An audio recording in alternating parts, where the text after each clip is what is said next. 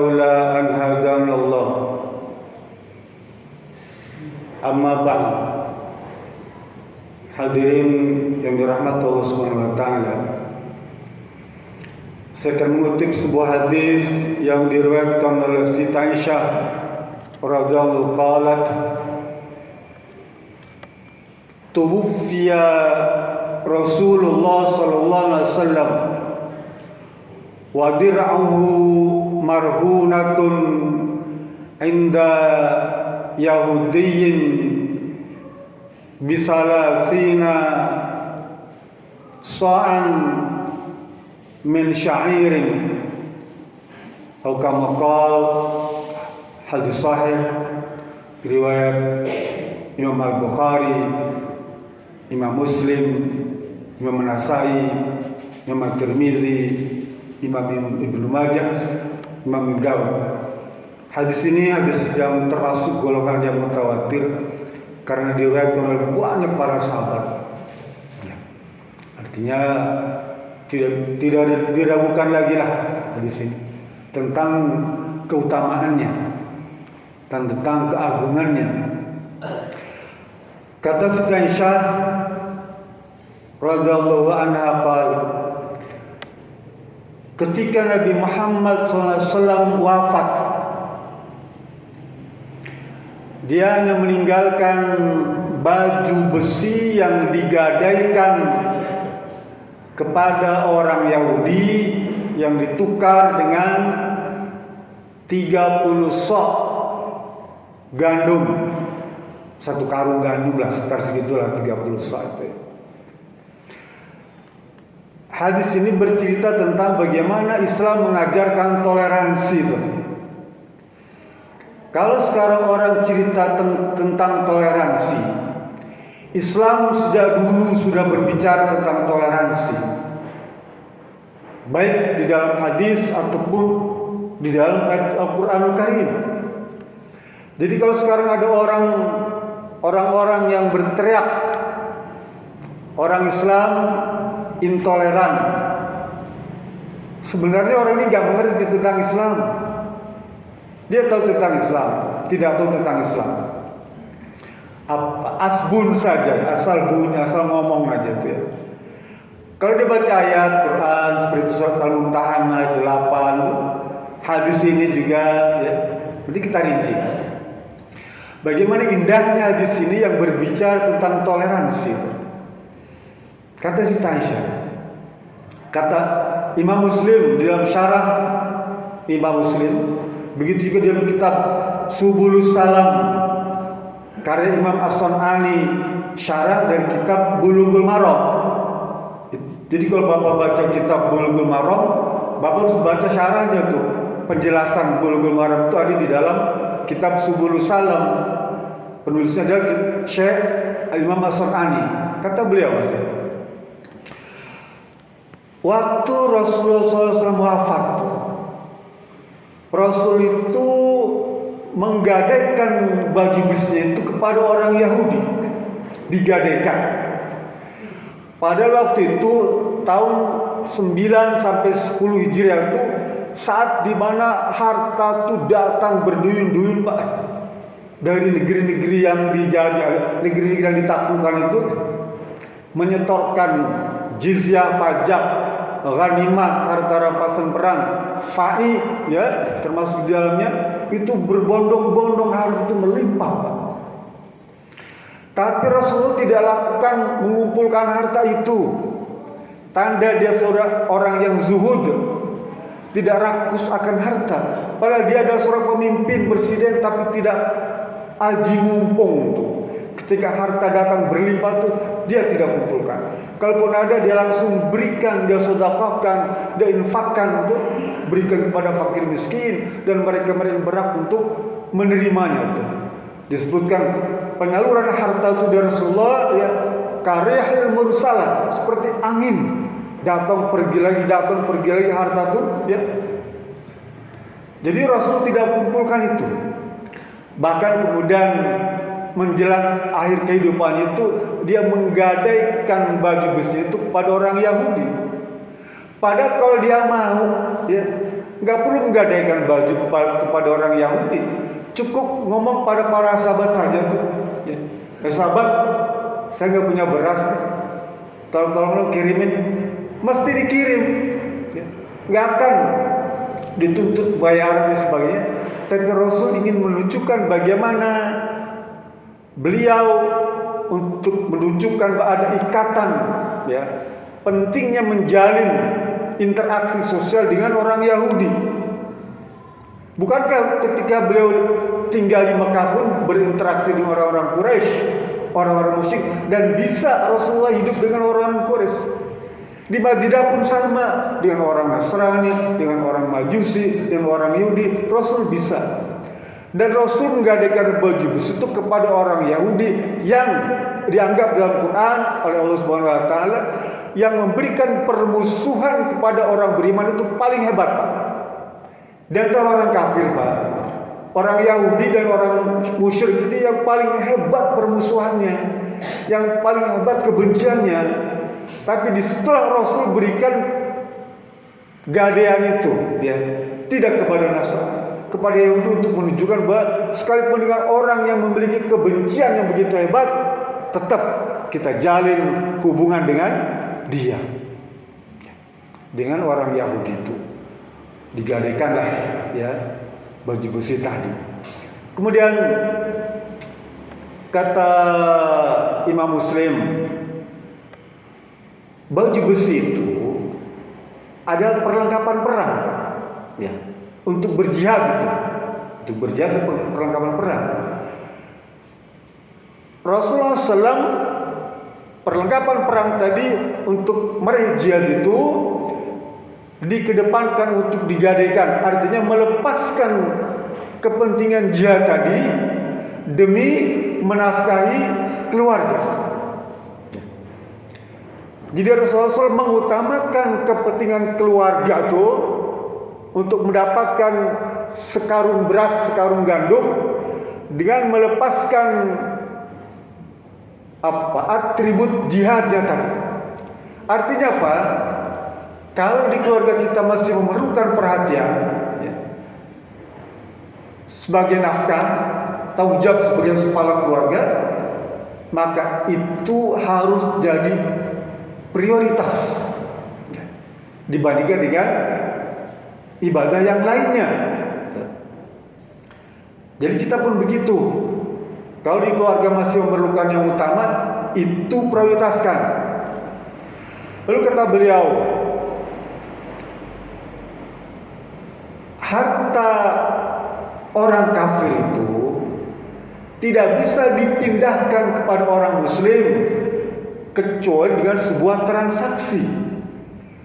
Jadi kita tidak boleh mengambil harta orang kafir itu kecuali dengan transaksi. Oh, mentang-mentang dia orang kafir, kita ambil hartanya, nggak boleh, Pak. Sekalipun mungkin Nabi bisa lakukan itu sebagai kepala negara, tapi Nabi tidak lakukan. Itulah sebagai bentuk penghormatan kepada orang-orang kafir, ya. Tidak boleh orang Islam itu mengambil harta orang kafir tanpa ada transaksi.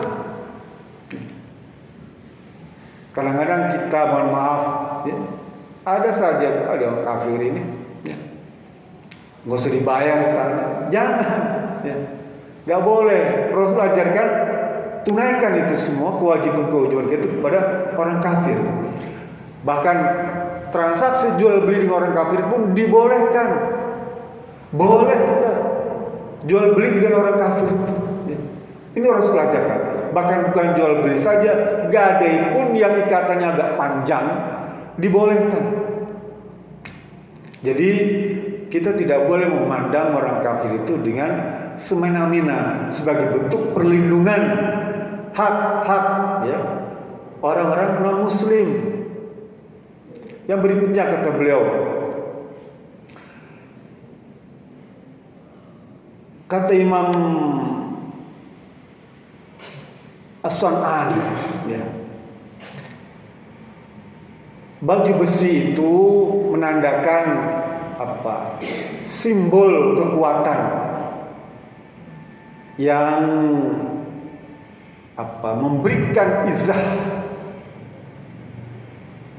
kewibawaan umat Islam itu pun masih diberikan kepada orang Yahudi. Demi apa? Demi menjaga hubungan baik itu. Ya. Demi menjaga hubungan baik. Tetapi sifat interaksi sosial tadi, muamalah tadi, hanya terbatas pada berkaitan dengan kemasyarakatan. Tidak boleh berkaitan dengan akidah. Ya. Dulu ada 4 petinggi Quraisy yang bernama Umayyah bin Khalaf, ya, Walid bin Mughirah, Aswad bin Abdul Muttalib, dan As bin saya lupa. 4 orang ini datang kepada Rasulullah SAW. Ya Rasulullah, saya tahu engkau melaksanakan agama dengan baik. Kami juga melaksanakan agama dengan baik. Bagaimana kalau kita bertoleransi? Ya. Bertoleransi, tasamuh kalau bahasa Arabnya. Saya selama sebulan, seminggu, sebulan atau setahun ikut agamamu. Nanti minggu depan, bulan depan, tahun depan engkau ikut agamaku, beribadah tuh. Bentuk toleransi. Kalau misalnya saya cocok dengan agamamu, saya ikut agamamu. Tapi kalau agamaku cocok untukmu, engkau ikut agamaku. Ini dulu sudah pernah dilakukan, Pak. Ya. Oleh orang-orang petinggi-petinggi kafir itu. Mengajak toleransi itu. Sekarang kita datang ke masjid rame-rame, ya, orang kafir itu. Ya. Ikut ibadah orang-orang muslim. Ntar minggu depan orang muslim datang ke tempat ibadahnya orang kafir, rame-rame, ya, ikut beribadah tuh. Nanti kalau cocok ikuti. Rasul pun menjawabnya bingung, ya. Kemudian Allah turunkan surat Al-Ikhlas. Wahai Muhammad, katakan kepada orang kafir itu, ya. Lakum dinukum waliyadin, ya. Bagimu agamamu, bagiku agamaku. Ya. Itu jawabannya. Jadi kalau bisa urusan akidah, ya, ubudiyah, itu tidak ada toleransi. Tapi kalau muamalah, ya, kehidupan masyarakat dibolehkan, bahkan dibimbing, dituntun agar selalu bisa bekerja sama. Coba piagam Madinah itu merupakan kerjasama antara orang Islam, orang beriman, dan orang-orang Nasrani, orang Yahudi, orang Majusi. Bisa bekerja sama membangun masyarakat di kota Madinah, dan itu tidak dilarang, kecuali setelah mereka berkhianat dengan perjanjian itu. Intinya apa? Kita boleh bermuamalah. Kalau ada orang kafir sakit, kita boleh tengokin. Orang kafir miskin kita boleh santunin. Ya, enggak masalah. Allah berfirman dalam surat Al-Mumtahanah, Allah berfirman, la yanhakumullahu 'anil ladzina lam yuqatilukum fid din wa lam yukhrijukum min diyarikum in tabarruhum wa tuqsitu ilaihim.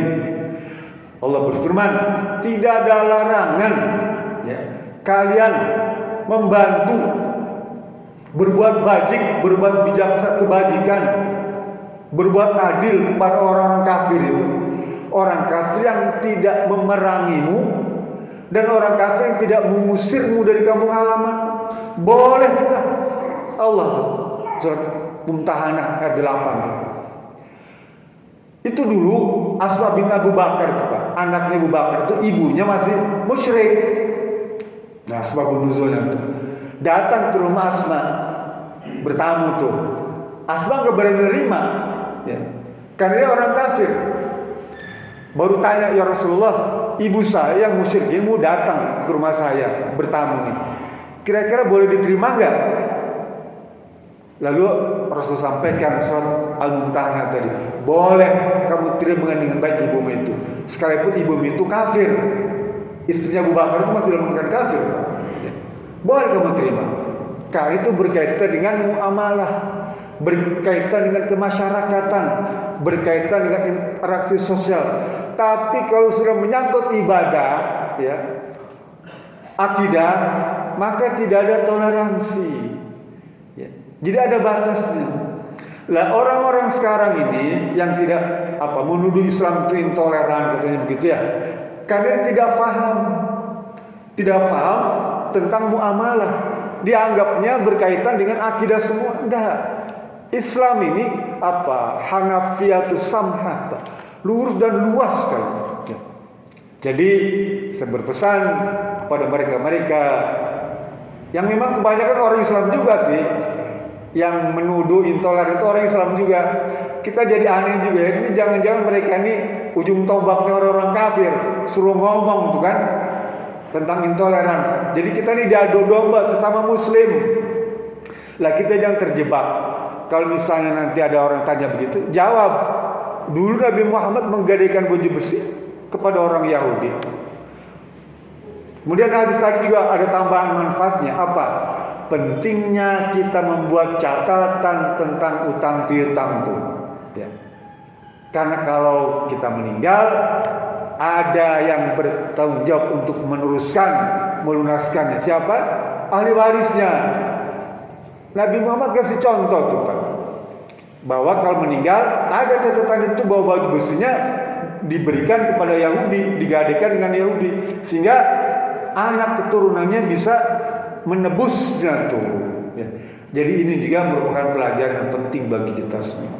Hadis ini sangat indah Pak. Ya. Kalau kita bahas semua, bukan main, sangat menarik. Betapa indahnya Islam, betapa agungnya Islam, betapa toleransi yang diajarkan Islam itu sangat indah. Mudah-mudahan ini menjadi sebuah tambahan ilmu bagi kita semua, yang kita diberikan kemudahan untuk memahaminya dan mengamalkannya. Billahi sabilillah. Assalamualaikum warahmatullahi wabarakatuh.